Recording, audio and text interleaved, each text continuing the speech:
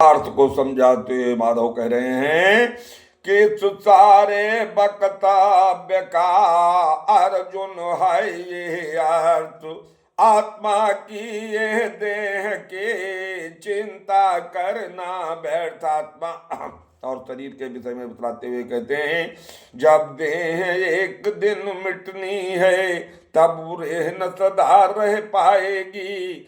वो अभी मिटे या कभी मिटे, मिट कर मिट्टी हो जाएगी। जो स्वयं नाश हो जाएगी उसका तुम नाश क्या करोगे।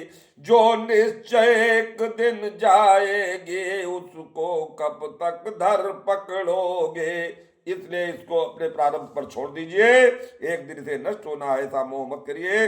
अपने कर्म का पालन, कर्म से गिरा हुआ व्यक्ति, क्योंकि संसार में कर्म प्रधान विश्व रचना का, जो जस करी सुतत प्रजा का।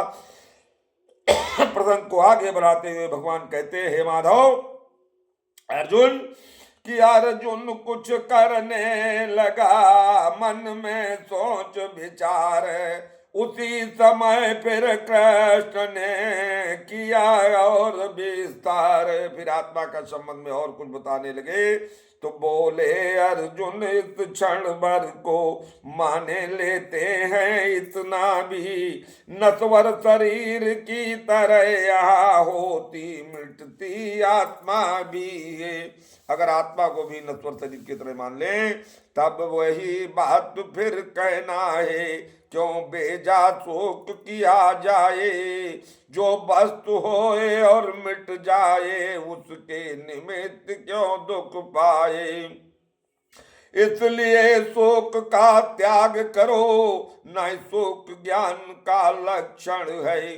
वो पुरुष शोक नहीं करता है जो ज्ञानी और विलक्षण है।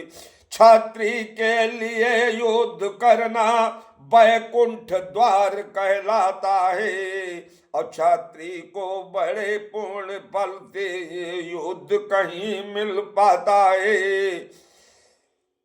छत्र धर्म का पालन करो। भगवान कहते हैं कि छात्री अपने धर्म को यदि छोड़े निशंक तो फिर भूतल पर उसे निश्चय मिले कलंक। अगर छात्र धर्म अपने क्षत्रिय धर्म को छोड़ देता है तो निश्चय उसका कलंक लगता है और कलंक की गति गिर जाती है। इसलिए हे अर्जुन